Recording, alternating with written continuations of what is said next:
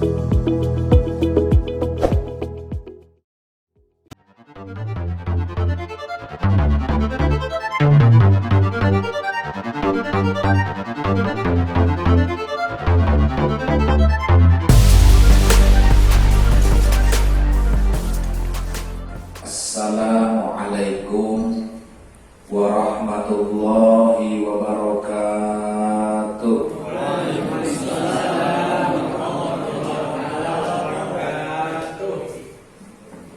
Bismillahirrahmanirrahim. Wassalatu wassalamu ala Rasulillah Muhammad ibn Abdillah wa sahibi syafa'ah wa ala alihi wa ashabihi wa man tabi'ahu wa mawala. Salata wa salaman daimaini mutalazimaini ila yaumil qiyamah. Faqala ta'ala fi ayatihil karimah wa huwa asdaqul maqala. A'udzu billahi minasy syaithanir rajim.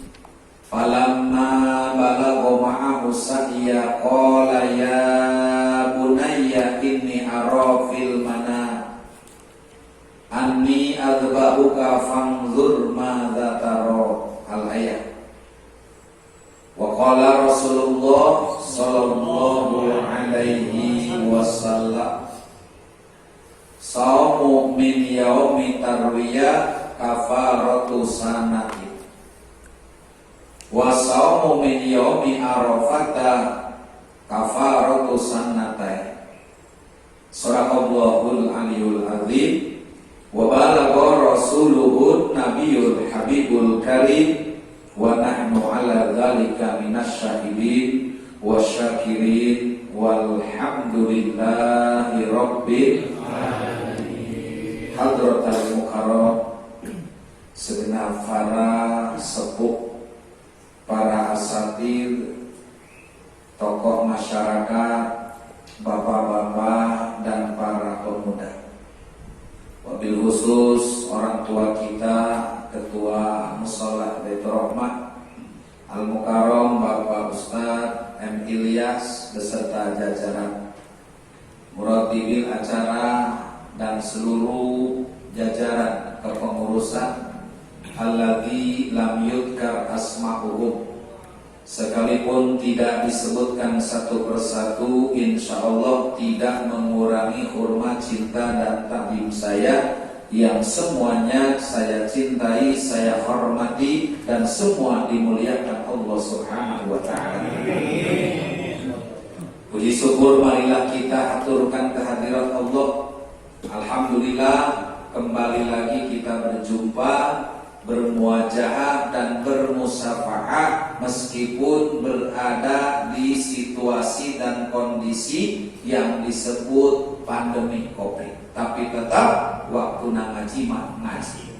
Alhamdulillah. Alhamdulillah. Kebanyakan orang takut.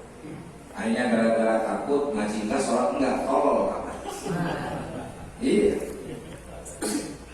Kan katanya nggak boleh ke masjid. Memang sih mati lo ke masjid juga berarti. Makanya senang kalau masjid ditutup. Maka oleh karena itu, inilah cara kita.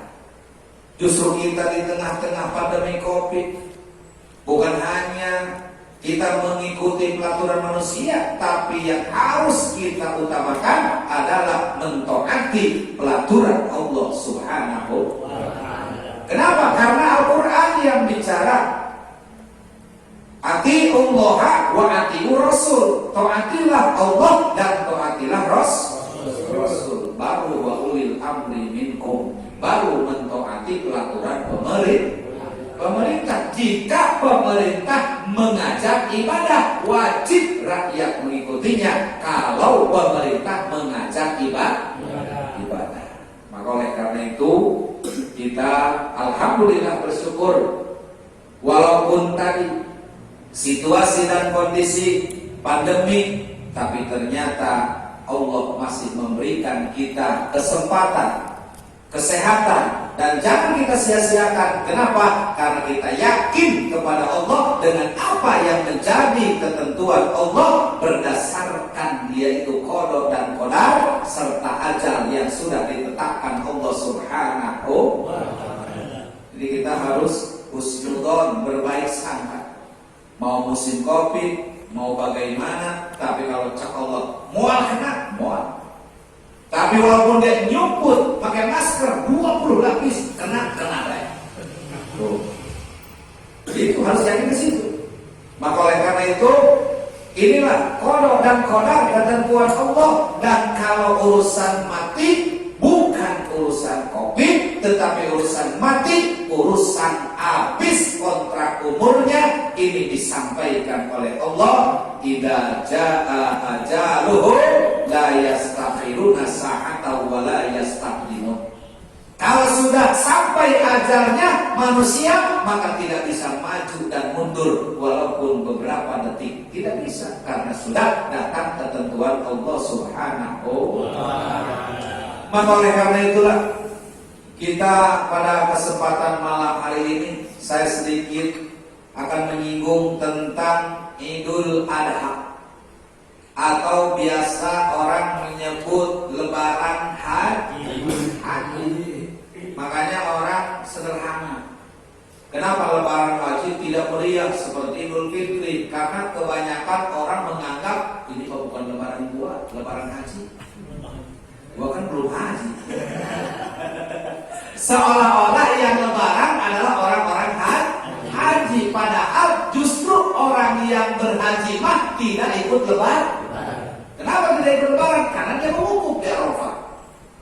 Ya, dia mah ada di sana, tapi sekarang ini udah 2 tahun, 2020 dan 2021 tidak ada yang berangkat dari Indonesia melaksanakan ibadah haji meskipun sudah lunas pembayarannya. Yang udah lunas aja gak berangkat, apalagi yang belum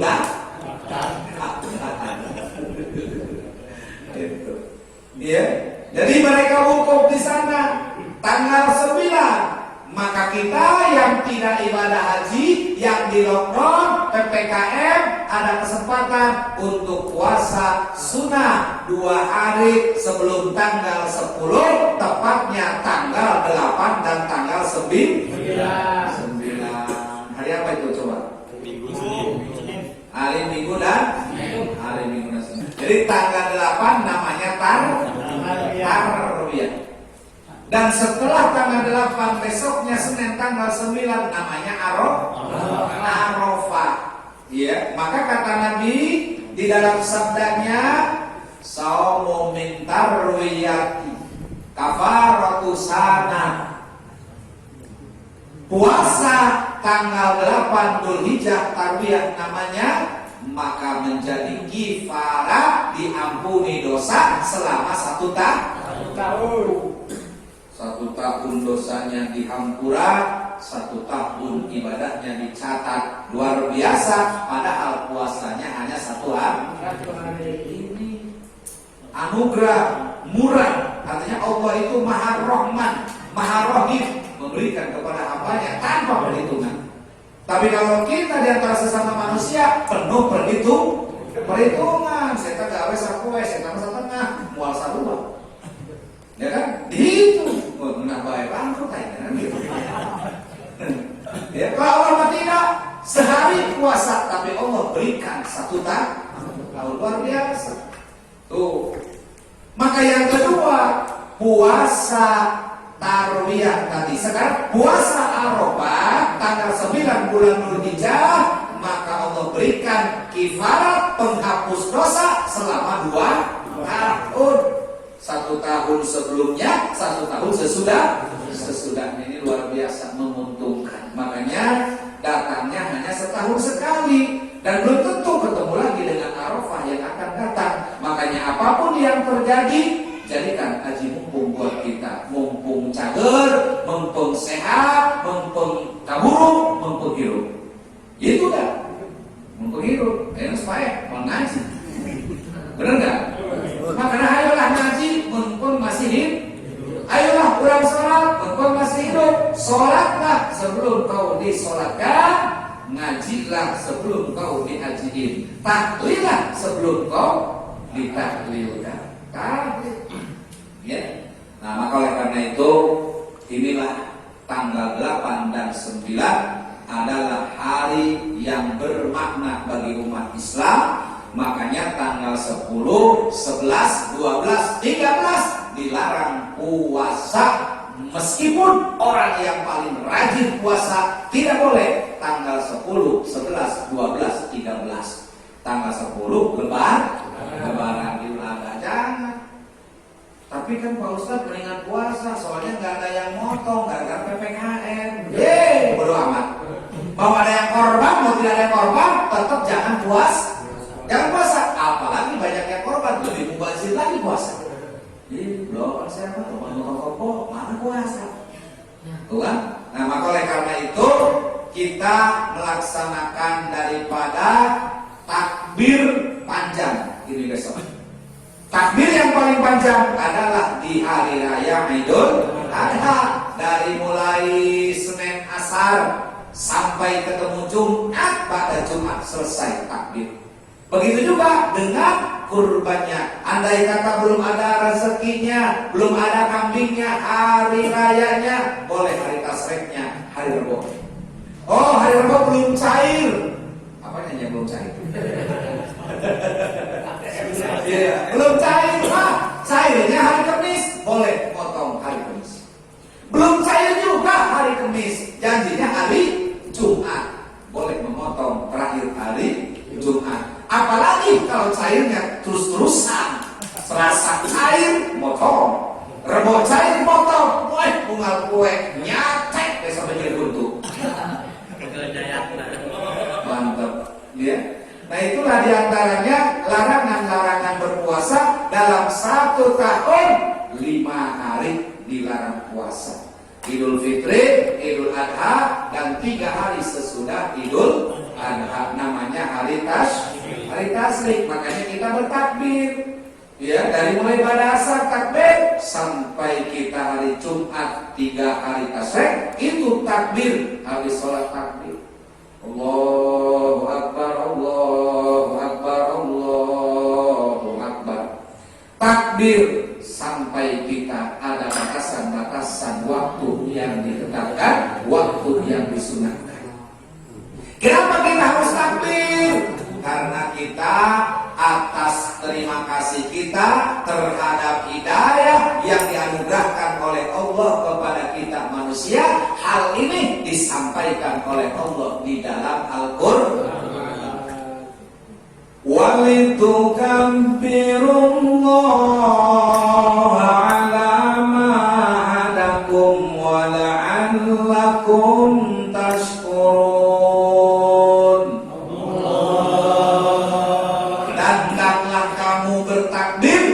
Agungkan Allah, besarkan Allah atas hidayah, petunjuk yang telah diberikan kepada kamu. Artinya kita tanpa memohon dan memesan, tapi Allah telah takdirkan lahir ke alam dunia dalam keadaan agama Islam. Alhamdulillah. Saya tanya jamaah, syukur tidak dengan Islam?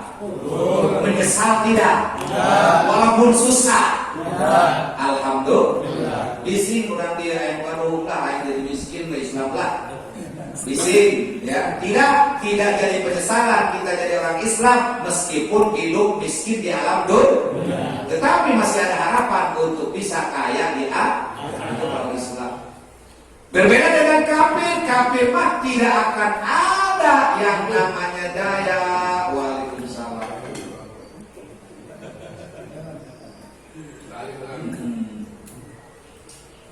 Sama tadi saya juga berkata. Tadinya mau ditungguin, Pak RW mau ditungguin, tapi saya berpikir begini, bising menunggu atau beli coba atau akhirnya ngaji coba begini. Makanya ya sepanjang jalan aja, gitu kan. Nah, karena tadi kurang komunikasi Abah, biar saya tidak diangkat. Kalau komunikasi kan Santai aja, nanti saya mutakhir dulu kan lupa. Gitu. Makanya nggak komunikasi, cuma inisiatif aja. Saya WA, insyaallah nanti saya 8:30. Kenapa? Karena mutakhir dulu dikarenakan seperti itu. Maka ini udah luar biasa. Manusia punya rencana, punya aturan, tetapi adalah ketentuan haknya Allah Subhanahu wa Ta'ala. Gitu. Ya, makanya tadi takbir sunahnya dari mulai Senin ba'da asar sampai ba'da Jumat. Lama kita yang takbir, panjang waktunya, namanya qoyah. Ya, maka oleh karena itu saat kita melaksanakan Idul Adha maka disebut hari raya agung, hari raya yang begitu agung. Tapi kenapa kok hari raya agung biasa saja? Apa penyebabnya ini tidak meriah? Apakah karena kopi? Bukan. Apakah karena PPKM? Bukan juga. Lalu karena apa? Karena kalau Idul Fitri mah kemarin dirayakan dapat THR. Kalau Idul Adha mah makanya orang menganggap udahlah bajunya mulut tahun kamar ini bagus kan ya. Mau beli baju enggak lah yang pas kemarin aja. Jadi biasanya lebaran kedua kalian mah rada caweran. Tapi tidak ada masalah. Kenapa? Pertama, liburnya tidak panjang. Yang kedua, tidak ada THR. Yang ketiga, situasi kondisinya lagi carut marut. Sehingga apa yang mau dirayakan? Orang di lockdown. Disingkat-singkat aja, PPKM. Dulu kan PSBB. Itu singkat-singkat. Makanya saya sering mengartikan singkatan itu karena saya tidak diajak kami waktu bikinnya. Maka saya mah kumaha aing bae nih kan. PSBB, pemajikan stres, PSBA. Sekarang PPKM, pulang pergi ke imam ditolak. Cak ditolak dia deh pusing. Tuh kumaha ada dari lockdown banget. Ada lagi yang materi PPKM, pelan-pelan kamu modal. Waduh, kayak deh begitu. Ya, atau nak mata order atau di lockdown dah hantu. Ya. Makanya orang yang paling sulit, pailit gara-gara bukan duit, benar. Itu, nak sehat gimana bukan duit. Ya, nah itu diantaranya. Lalu apa hubungannya dengan kurban? Nah itu tadi disebut Idul Adha. Adha itu adalah hewan sembelihan, maka disebut hari pemotongan menyembelih hewan kurban. Dari mana ini? Kita beranjak daripada sejarah Kanjeng Nabi Ibrahim dan Nabi Ismail alaihi wassalam. Bagaimana sejarahnya? Ini sejarah yang dirangkum dalam Al-Quran, diabadikan oleh Allah, diwahyukan kepada Kanjeng Nabi Muhammad. Bagaimana kata Allah menceritakan kronologis terjadinya asal usul korban? Ini ada dua macam riwayat. Yang pertama, riwayat tentang kurban asal usulnya dari manusia pertama Nabi Adam, yaitu putranya antara Habil dan Qabil. Itu kalau berbicara korban dari Habil dan Qabil. Terserah mau yang mana dia mau diceritakan. Soalnya bisa 2 malam di dalam KBH-nya. Ya, kemudian yang kedua sejarahnya adalah dari Nabi Ibrahim dan putranya Nabi Ismail. Nah, jadi ini aja dulu. Ya. Bagaimana Allah ceritakan di dalam Al-Quran? Kata Allah, falamma balagha ma'ahu sa'ya qala ya bunayya inni ara fil manam. Kata Allah, ketika anak itu tumbuh remaja, tumbuh dewasa, di mana dia sudah bisa bareng-bareng bekerja dengan bapaknya, maksudnya Nabi Ismail. Ketika anak ini tumbuh dewasa, di mana ia udah kuat bekerja dengan bapaknya, bapaknya berkata, ya bunayya inni ara fil manam. Wahai anakku, tadi malam abah bermimpi, kata Nabi Ismail. Kalau zaman sekarang mungkin begini bahasanya, ceng tadi, enak pak, kerpeting abah mimpi, gitu kan? Ini arafil manam, tadi malam aku melihat dalam mimpian, ani adbahuka, bahwa aku telah menyembelihmu, fangdur mata taro, coba pikirkan apa pendapatmu Kasep, apa pendapatmu saya, coba abahmu tahu. Itu kata Nabi Ibrahim kepada putranya Nabi Ismail alaihis.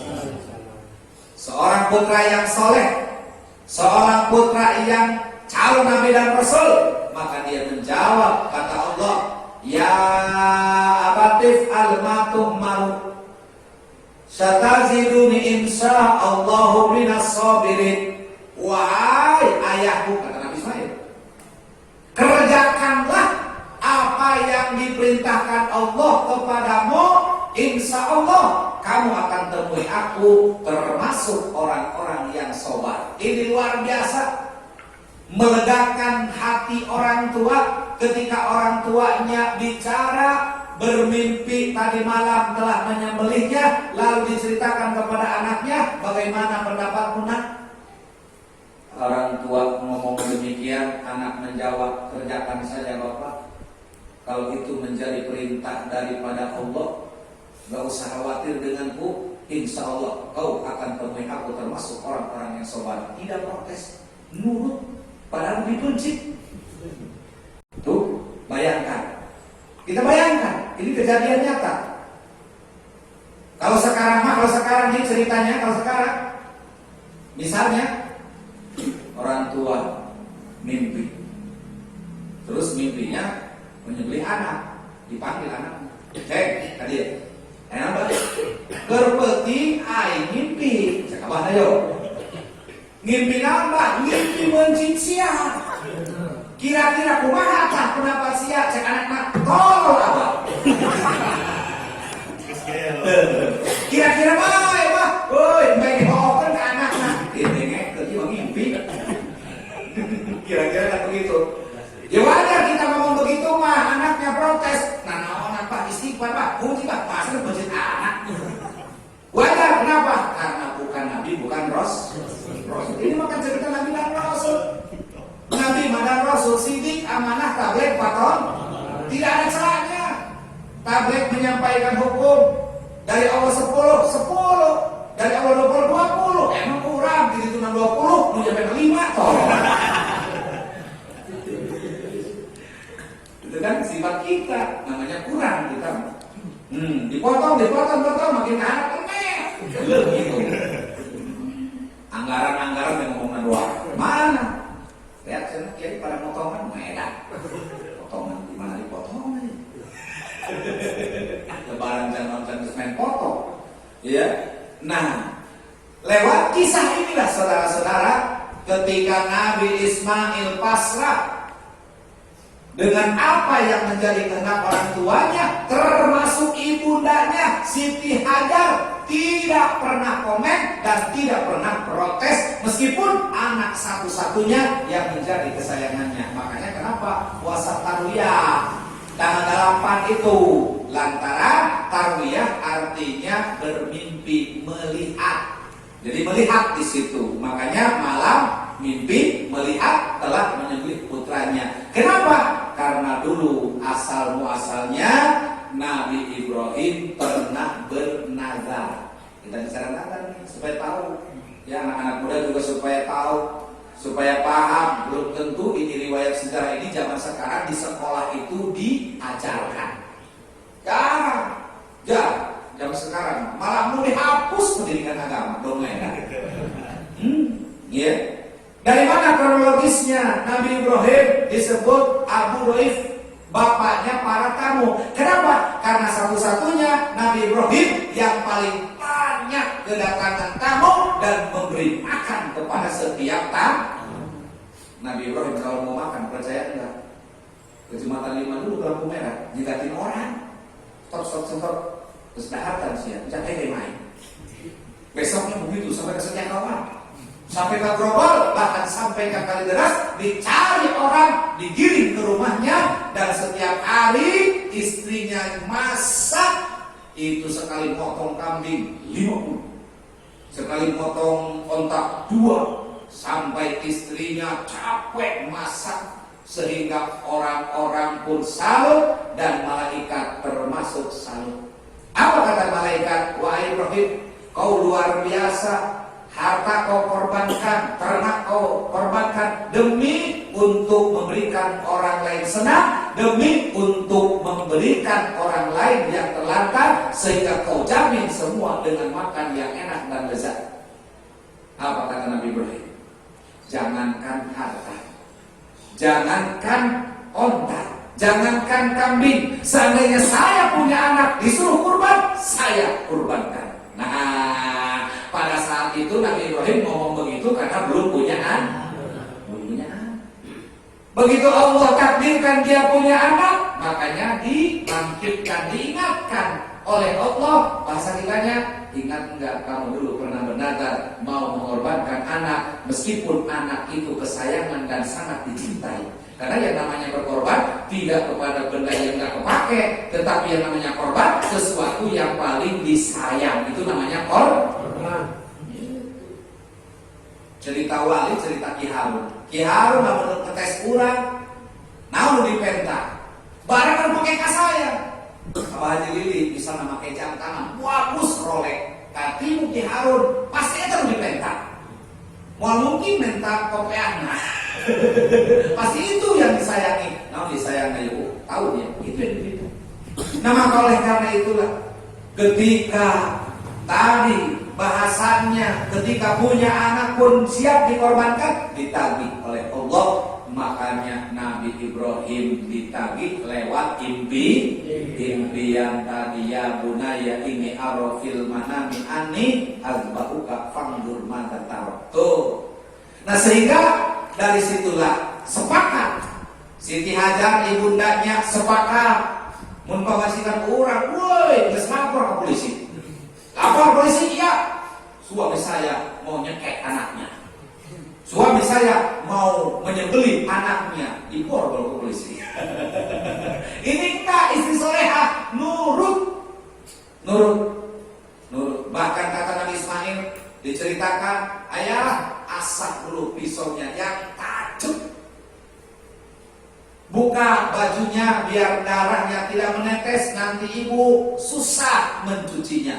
Luar biasa.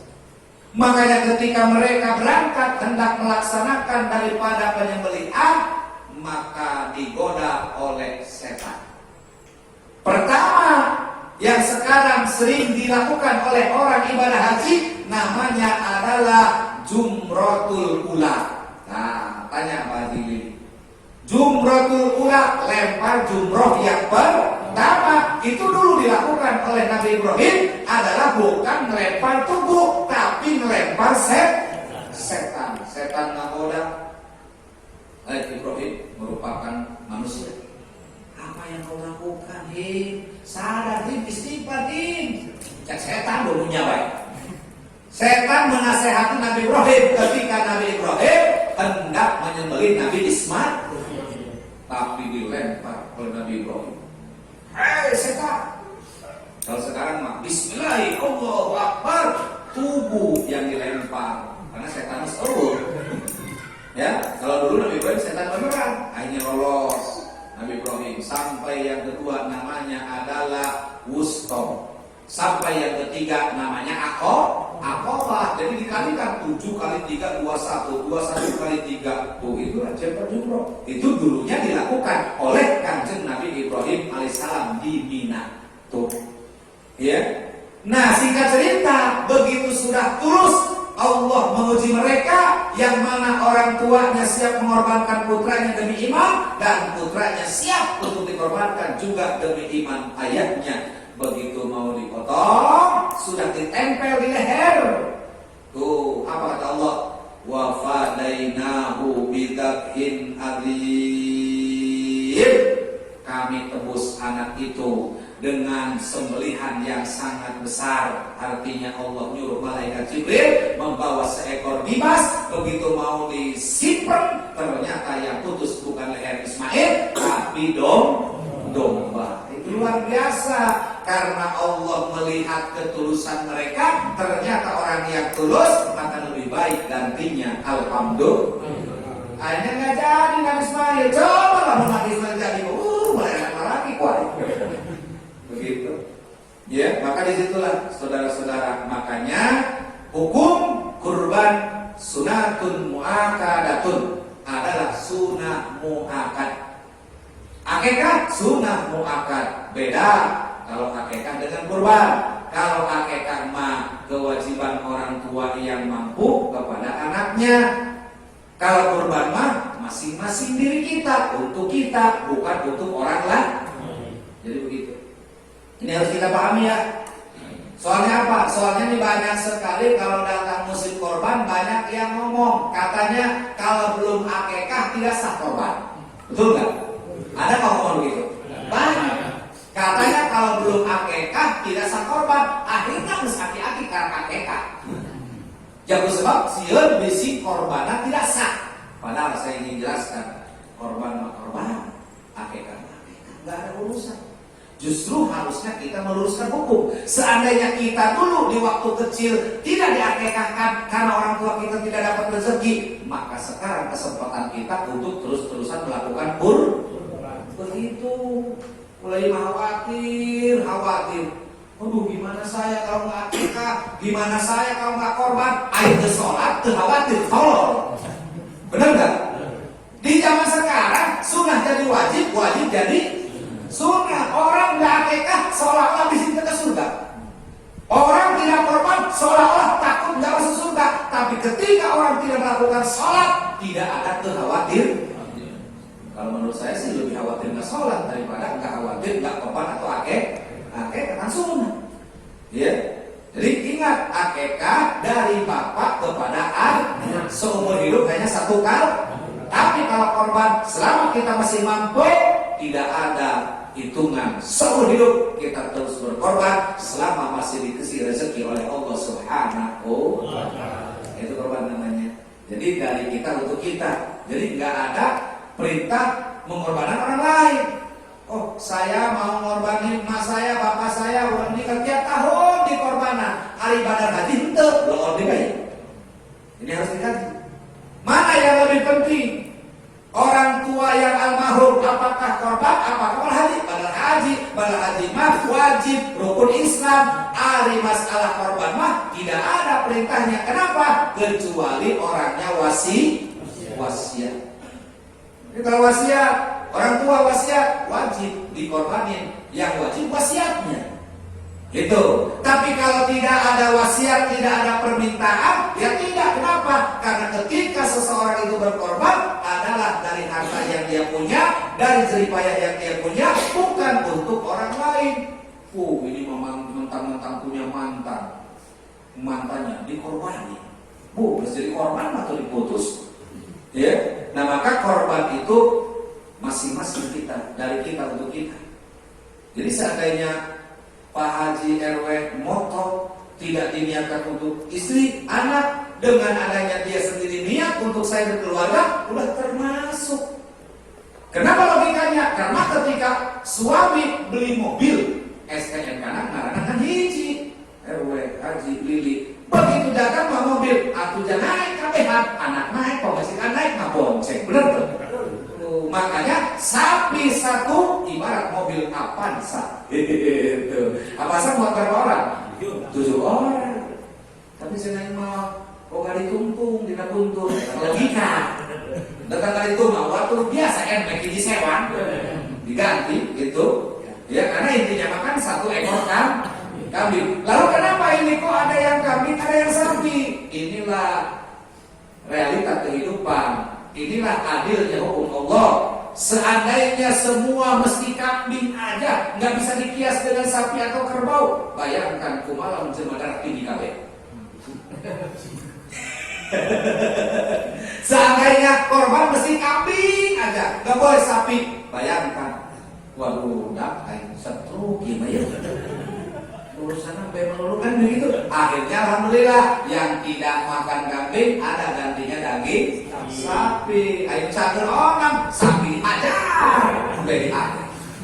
Gitu kan? Kalau orang sehat. Maka oleh karena itu boleh dikiaskan sapi buat 7 orang, kerbau buat 7 orang, onta buat 7 orang atau 10 orang, tapi kambing untuk 1 orang. Tapi dikias seperti itu. Maka kambingnya harus cukup umur, baik itu domba, megebol, ataupun kambing Jawa atau wedus kacang. Maka itu harus cukup umur. Apa ciri-cirinya? Lihat, kalau kita mau korban beli kambing, periksa teliti, diajak jalan kambingnya. Kenapa? Bisik pengkor. Iya, namanya kambing dari luar kota, dibawa tahu-tahu ikut pincang. Nah ini cacat namanya, tidak sah. Periksa matanya, jangan buta. Ya, jangan yang buta, jangan yang sakit. Periksa juga kupingnya, takut bekas motong, makan pada batur. Potong mana normal, sayur baru dipotong. Ya, maka oleh karena itu periksa sama kita. Yang ketiga, periksa badannya. Kayak dagingan enggak? Itu, mulainya masuk rok, tulang kabeh. Begitu dipotong, cek panitia, kemana dagingan? Enggak ada, waduh, bahaya ini. Maka pilihannya kurban itu yang daging. Dia masih salah. Mesen tanduk baik. Jangan beli tanduknya bagus. Atau tanduknya panjang, tapi merah buruk coba. Tanduk apa? Emang ditahan tanduknya. Jadi orang nangkapnya gagal tanduk aja nih sekarang. Tanduknya mantap guys saya. Di foto, di video, mantap tanduknya. Lah, jangan cuma tanduk yang dilihat, tapi dagingnya juga, karena yang bakal dibagikan adalah daging, bukan tanduk. Itu, ya. Nah, kemudian ciri-cirinya yang sah untuk kurban dan akikah, kalau dia wedus Jawa, wedus kacang, harus tamat 1 tahun, 12 bulan mau nincak ke 2 tahun, 1 tahun mau nginjak ke 2 tahun. Tuh, itu. Bahkan disebutkan lagi oleh ulama, giginya harus sudah kopak alias sudah ompong. Kemudian harus kecium badotnya, baunya, badotnya. Gimana akalan pedagang supaya kaduluna ompong nyokot martil di toko. Atau tidak salah. Ya kalah-kalah itu mau masak. Nih bang, ini udah mantap, wadah wayahnya kan. Lihat aja giginya tuh, udah ompong. Orang di toko kayak martil. Ya, nggak boleh kalah-kalah seperti itu. Makanya sekarang hati-hati, orang namanya pengen cepat laku, pengen punya duit, kadang-kadang mbek murah dijual lebar. Jangan kita lihat masalah murahnya, jangan. Tapi abdolnya kalau tidak sah, Rusia siap kita. Berarti membacakan beta murah.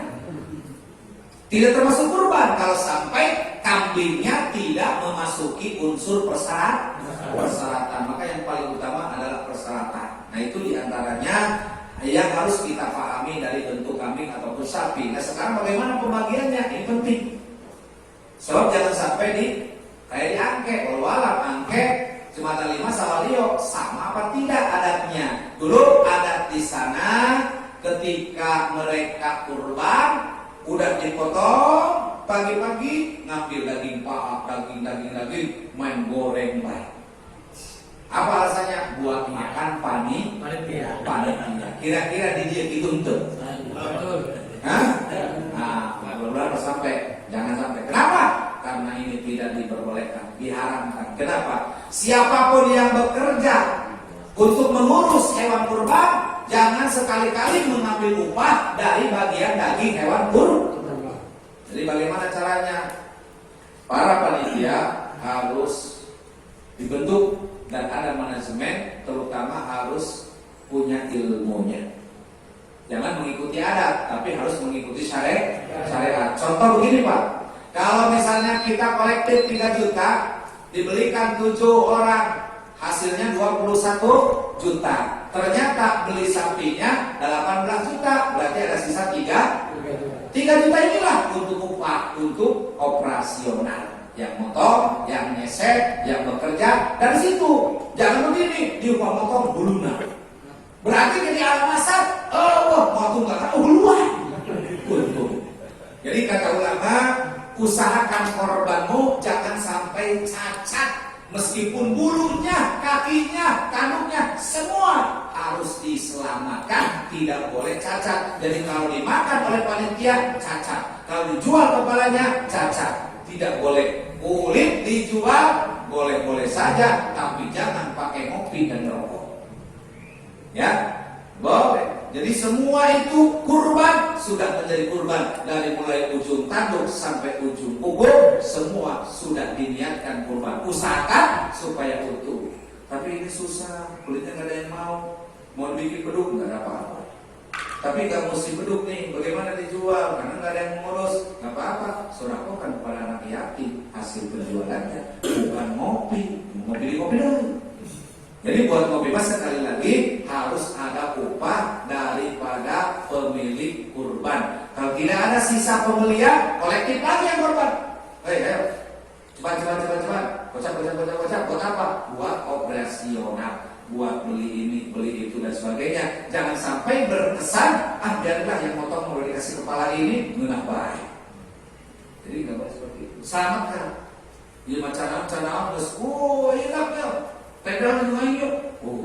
Nggak boleh. Jadi harus benar-benar diselamatkan ini kurban lantaran panitia dikasih amanat. Jangan menyia-nyiakan amanah kepercayaan orang lain. Nah, kalau kita tidak paham, tidak tahu, carilah untuk tahu. Makanya yang akan memimpin daripada manajemen kepanitiaan kurban harus dari orang yang memahami aturan bentuk kurban. Jadi jangan sembarangan, sebab kalau sembarangan kan rusak semuanya. Malah pakai seragam ongkok, kaos korban, tapi penyarok karena tata cara permisi ternyata.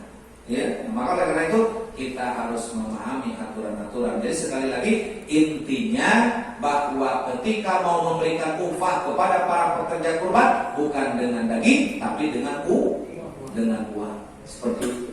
Ya, maka kalau ini sah untuk dipakai kurban, lebih sah lagi untuk akekah. Kalau akekah dan kurban itu hukumnya berbeda. Kalau kurban untuk masing-masing kita pelaku, sementara akekah dari orang tua kepada anak-anaknya umur 1 minggu lahir diakekahkan. Paling lambat 40 hari. Ini kadang-kadang udah kawin baru akekah.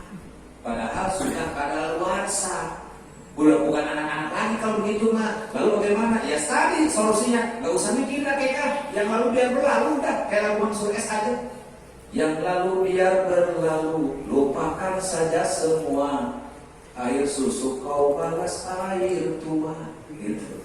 Ya, jadi sekarang bicara kurban. Kalau kurban mah tidak ada batasan. Seumur hidup selama masih dikasih rezeki sehat terus berkurban.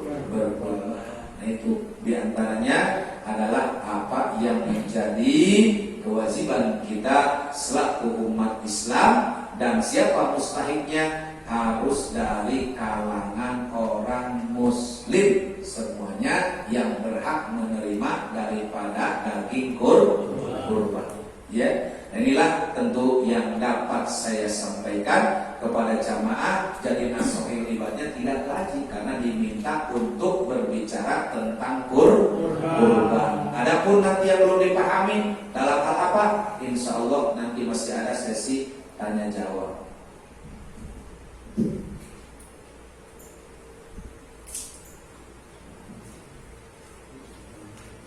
Para jemaah hadirin, itulah dari apa yang disampaikan oleh guru kita masalah bab tentang Idul Adha atau Idul Kurban. Dan para hadirin, para jemaah dan para rombongan sekalian, ada yang ingin bertanya, disilahkan untuk bertanya. Dan untuk itu kita akhiri kembali pertanyaan kita pada malam ini dengan mengucapkan alhamdulillahirabbil alamin. Wassalamualaikum warahmatullahi wabarakatuh.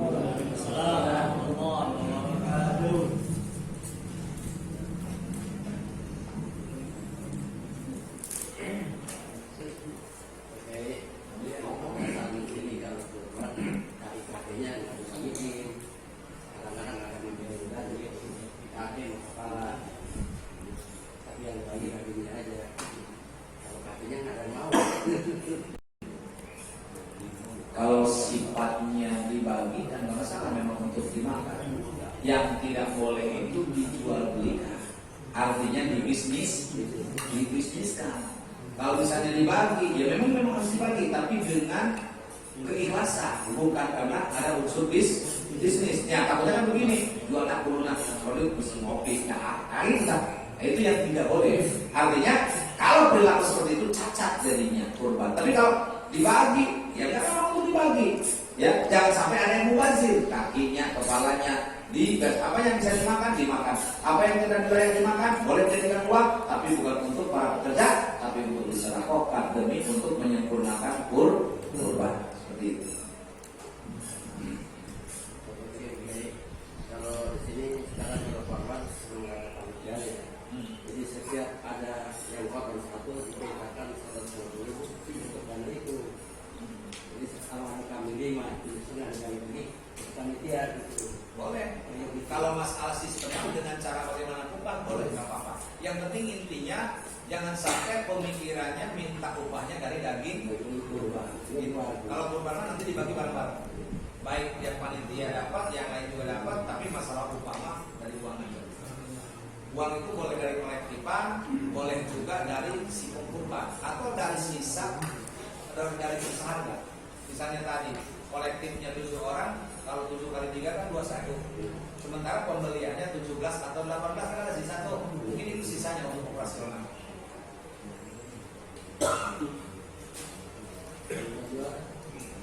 Kan korban menyampaikan rencana yang korban terus dibagikan bisa bernama korban Apa?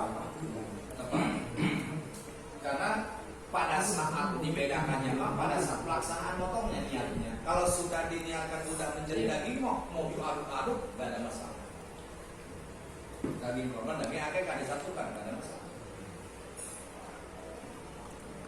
Ya baik.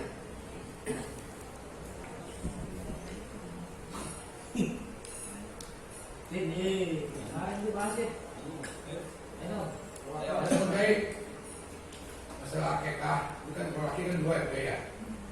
Kalau diutang tahun ini 1 dan pas 1 jadi harus 2 karena punya duit. Tidak benar.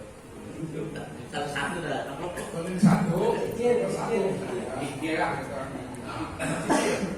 Jadi sebenarnya untuk menambal ya, bukan berarti utang. Karena Allah tidak pernah mengutangkan. Karena gini, ketika dia memang ada rezekinya untuk kambing 2, sunahnya untuk anak laki-laki memang 2. Tapi ketika memang dia mampunya hanya untuk beli 1 ekor, nggak ada masalah. Tapi jangan dijadikan utang. Nanti aja, kumangke cakuran. Nanti kalau ada rezekinya, kalau besok enggak, saya akan sempurnakan untuk 1 ekor lagi boleh, seperti itu. Cuman jangan diniatkan utang, gitu ya. Anak laki-laki memang sunahnya 2. Anak perempuan tetap 1. Tapi kalau mampu mau obatnya itu kenapa? Lupa kalau bertangga. Ya. Nah maka oleh karena itu kenapa wanita 1 perempuan 2 laki-laki 2? Aturan Allah. Laki-laki mamikul bebannya berat. Kalau perempuan mengelek nangis. Maka dalam hal tanggung jawabnya juga berat laki-laki mah. Dan dalam warisan juga sama. Makanya yang dicari dari pihak papa, nikah, apa, warisan yang dicari, yang bisa ngawaliin adalah dari nasab turunan bapak. Karena laki-laki kuat. Maka wanita tidak boleh mengiri karena setiap wanita punya suami. Kalau suaminya orang kaya pasti dapat bagian juga dari suami seperti itu. Satu lagi, dalam kurban juga kita punya anak 4. Kita kurban cuma 1, tapi untuk semua orang. Iya. Bisa nggak tuh pakai? Bisa. Tapi 1 untuk semua. Untuk semua. Dan kita nggak punya apa-apa. Pak RW punya kambing 1. Berarti kurban ada niatan untuk Pak RW, keluarga mau tanpa diniatkan juga. Karena iya, nggak usah disebutin amin, cukup aja niat saya memotong hewan kurban untuk saya dari keluarga. Gitu. Seperti tadi lah contohnya, kita beli mobil, suratnya kan cuma 1 orang dimasukin. Tapi ketika udah keluar dari showroom, naik pulang kampung, aku jadi lu kabehan. Seperti itu ya intinya. Kenapa? Karena kan kita nggak ada kewajiban ngorbanin yang lain. Kalau yang lain misalnya meskipun dia anak kalau ada rezekinya ngorbanin untuk dirinya. Karena tugas kita mah udah selesai ketika memberikan hakikat. Jadi tidak ada gantungan, misalnya anak saya belum dikorbanin, aku jangan dipikirin, karena kalau anak kita nantinya punya uang, biar dia berkorban sendiri. Gitu. Kalau anaknya 10, ada cuma 7. Terserah mau 20 juga cukup aja. Cukup, karena namanya kan di situ saya niat kurban dengan keluarga. Keluarga itu banyak. Kalau anaknya sosin ya sosin. Tadi kan dicontohkan ke mobil Avanza. Ayo, anak ini maju tema terapan bisa.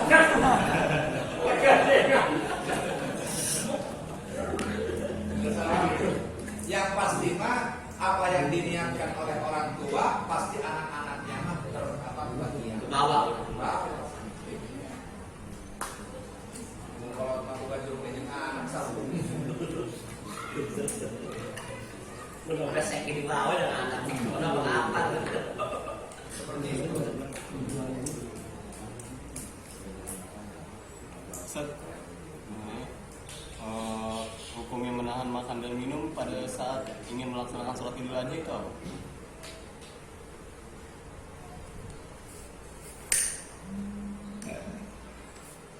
Pada saat kita menahan sampai nanti bukanya atau makan minumnya setelah sholat sunnah aja itu. Ya, artinya bahkan di situ mah tidak ada perintahan puasa. Tapi yang lebih bagusnya zaman sekarang mah, apalagi zaman pandemi, tidak boleh kosong perut kita, karena takutnya yang kosong diisi. Karung aja kalau udah ada isinya nggak butuh isi lagi. Maka orang juga tidak boleh pikirannya kosong, perutnya kosong. Sebab kalau kosong mudah dipengaruhi. Maka kalau hatinya kosong, aku setan dirasuk kan begitu. Maka tidak boleh kosong. Ya, karena aturan Allah Subhanahu wa taala sudah jelas. Mana untuk di saat waktu ibadah, mana untuk di saat waktu tidak ibadah. Seperti itu. Jadi adapun tadi menahan sampai dia nanti itu mah hal yang sunnah saja. Fadilah keutamaan.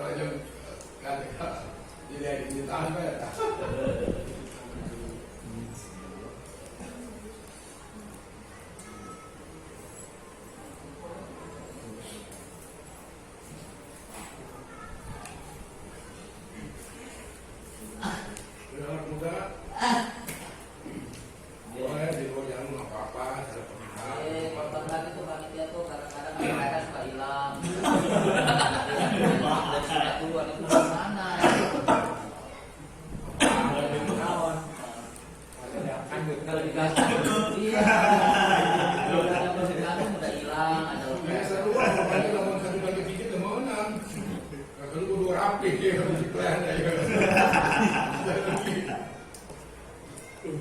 Walaupun kolanya dikabiri itu tak play, nah beri kabiri eta, nah beri kabiri beri perubahan itu ya. Ulah cacat. Ulah, Cacat. berkabiri. Tapi perubahan kan itu khusus berlaki baik kan, diberikan yang kenal karena masih mereka Mohon, tapi bebas. iya, tapi anu diharap mereka ulah kayak cacat, ulah kayak campur tangan manusia. Artinya dengan tumbuh dengan sewajarnya, tumbuh secara alam. Karena kayak kan, kami kan laki dua, gitu. Terus temennya kan laki, kalau membikang kenal kayaknya, bebasnya.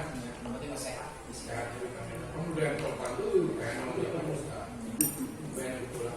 Akai kan tenang. Bebasnya, bisa laki gitu lah. Kan bukan kan laki, kemudian akalnya dari membikang. Daripada laki ubikang lu. Nah, kan bisa ada benar. Iya. Karena main awalnya aja ada jadi. Bukan orang laki. Pertumbuhan deh. Oh, laki kabeh banyak. Jadi untuk rana kabeh.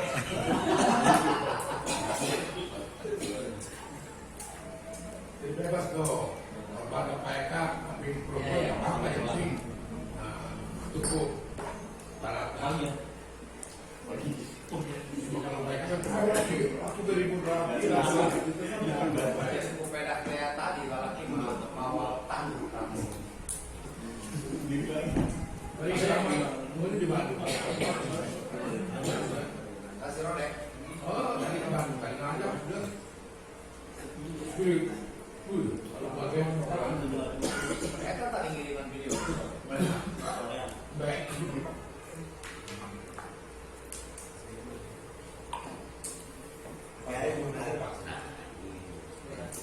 Jadi kalau sholat Idul Adha sorean masuk udah rokat kedua baru datang emangnya beradang tuh Sholat aja sendiri. sendiri dia jadi imam dia jadi itu Enggak usah ngutip lah. Maksudnya kan begini. Sholat Idul Adha, sholat Idul Fitri kan sunnah. ya. Kalau memang banyak jamaahnya, khutbahnya sunnah ada khutbah karena yang namanya khutbah itu kan nasihat. Siapa yang dinasihatin itu jamaah. Sekarang sendirian mau nasihatin siapa? Misalnya bawa tongkat, ayo malah hadirun kosong. Jadi sholat aja sendirian nggak apa-apa. Makanya perempuan juga boleh di rumah daripada ke masjid kalau sholat ngobrol macam. Kadang-kadang khotib belum selesai setahun dong medan. Benar, kadang saya marah-marah kalau saya mah di masjid umum beda kan kata ibu-ibu. Nggak ibu-ibu can beres khotib mau atur, dia mengeunah pun baik, kurang belak-belak belum 5 tahun coba. Atau kan itu satu paket antara sholat dengan khutbah. Kalau memang dia mau ngambil sholatnya, kenapa nggak di rumah aja? Atau mikirnya nyemur baik. Nah, itu gemblong. Inilah orang tidak paham dengan ibadah. Kadang-kadang anak-anak muda di sana diangkat kurang khutbah di atas, mereka mengaroki di gang. Jadi benar-benar tidak paham. Meskipun itu ibadah sunnah, tapi tata cara rukunnya seperti sholat Jumat. Jadi cuman kalau Jumat mah wajib berjamaah. Kalau sholat sunnah mah boleh sendiri, boleh berjamaah. Kalau berjamaah sunnah pakai khutbah, kalau masing-masing mah cuman sholat saja. Gitu. Ya. Jadi nggak usah khawatir. Jadi udah balik sholat aja, nggak apa-apa. Sholi sunatan idin adha rokaatain dari kalau Allahu Akbar takbir biasa 7 kali rakaat pertama Allahu Akbar subhanallah alhamdulillah wala ilaha illallah wallahu akbar. Seperti itu mau pelan suaranya boleh, mau keras juga boleh sunahkan. Seperti itu ya. Jadi nggak usah khawatir. sore nggak apa-apa Sore Tiduran lah hari ini. kawinnya jam berapa? Tiduran. Sampai matahari tergelincir. Sampai di mana masih ada waktu duha, berarti masih boleh melaksanakan Idul Adha atau Idul Fitri. Kalau sore mah Senin lagi. Waktunya dari mulai terbitnya matahari awal waktunya sampai tergelincirnya matahari. Jadi siang dikit apa-apa. Tapi kalau misalnya sore, tak boleh lagi ceritanya sore. Buka berasa tidurnya. Aku sholat asar aja gitu. Malu habis takbiran deh.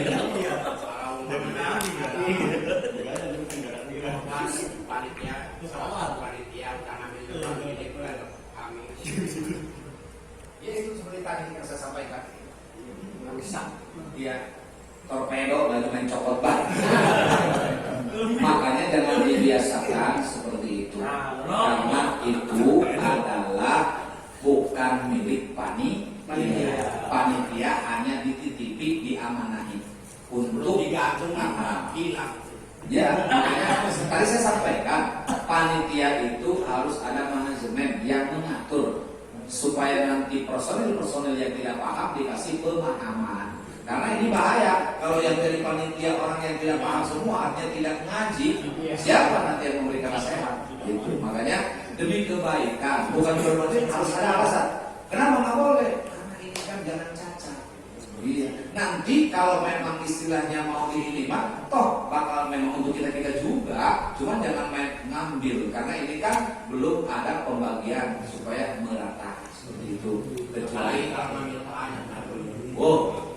Medan. Iya. Jadi bukan berarti main ngambil. Jadi kan saya sampaikan kadang-kadang zaman dulu belum lama kejadian sebelum saya mengajar itu dulu gitu. Jadi ketika pagi-pagi udah motong dia ngambil satu bakung dimasang dulu. Apa alasannya? Untuk makan panitia. Iya. Benar-benar amat ya. Makanya sekarang diganti meli ayam. Kalau enggak ikan asin. Gitu. Kalau mau makan sate nanti bareng-bareng gitu. Iya gitu. Kalau kita memang tidak tahu, yang mudah-mudahan dimaaf ketidaktahuan kita di masa-masa lalu ya. Tapi maksudnya kalau setelah kita ngaji, setelah tahu, ya jangan disengaja. Harus ada perubahan karena kita tolabul ilmi itu untuk mencari tahu. Yang tadinya kita tidak tahu jadi tahu, setelah tahu harus diamal. Nah, karena dosa yang paling besar itu dosa yang disengaja. Kalau tidak tahu mah justru ada ampunan ketidaktahuan kita. Nah, seperti orang, kenapa dia ngincep kotoran? Karena dia nggak tahu, nggak bawa obor gitu loh, gelap. Wajar kan? Wajar. Ini mau bawa obor ngincep tai.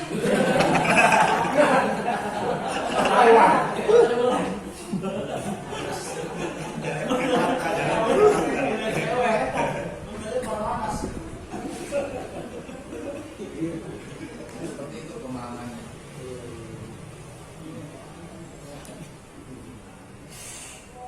Latihan yang kami lagi. Awak setiap tahun kan kira-kira lagi kan bro. Detail lihatnya. Cacat dari Pada dia rambukan. Kalau kita beli kambing, buat apa tuh? Tadi buat kurban, buat siapa? Buat saya, buat anak, buat apa kayak gitu ya? Beli kambing, kan? Jalan di ya. Ada yang nanya, apa tuh kayak pagi? Beli kambing buat siapa? Buat kurban buat siapa? Anak, buat saya. Nada. Bukan ada. ada yang nanya. Ada yang nanya, Jawabnya.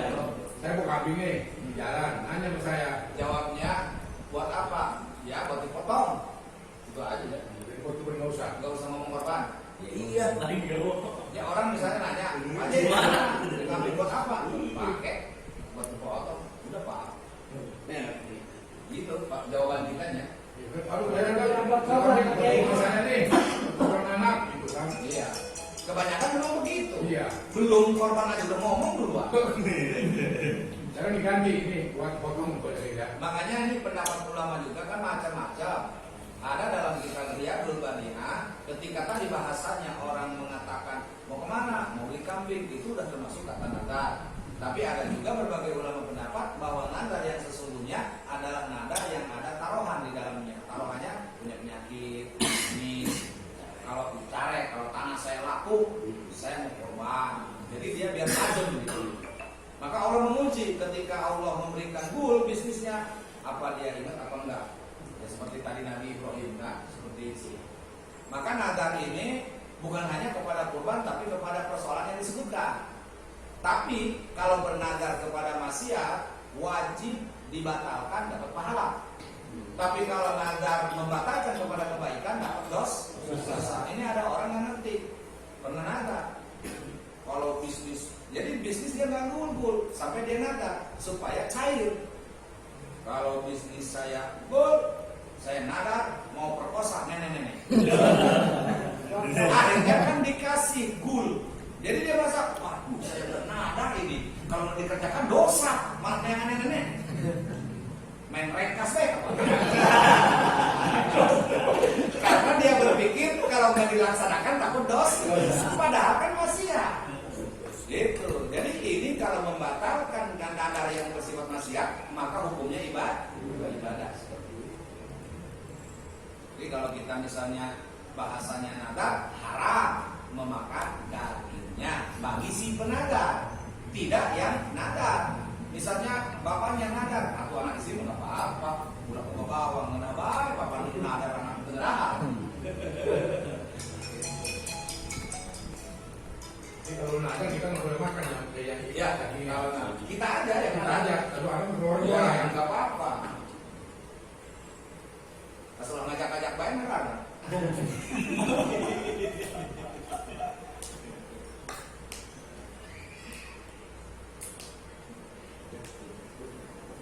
Cukup ya? Ada yang nanya lagi?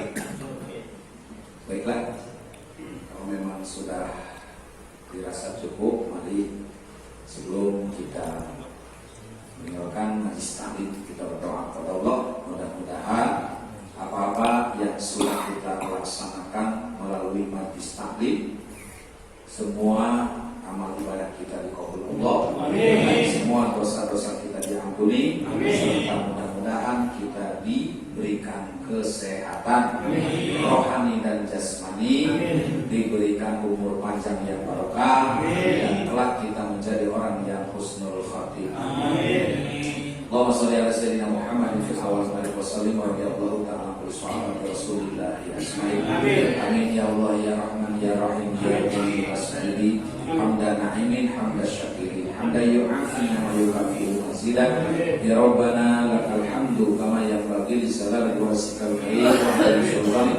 Allahumma sholli ala sayyidina Muhammad wa ala ali sayyidina Muhammad. Allahumma anzil rahmatan wal maghfiratan alaina fi hadzal majlis. Innana dzunubana faghfir lana ya Allah ya Karim. Allahumma sabbitna bil iman wa sabbitna bil Islam wa sabbitna bil aqidah wa sabbitna bil ma'rifah wa sabbitna bil tauhid min dari dunya ila daril akhirah. Rabbana atina fid dunya hasanah wa fil akhirati hasanah wa qina adzabannar. Subhanaka rabbika rabbil izzati amma yasifun wa salamun alal mursalin walhamdulillahi rabbil alamin. Sallallahu alaihi wasallam.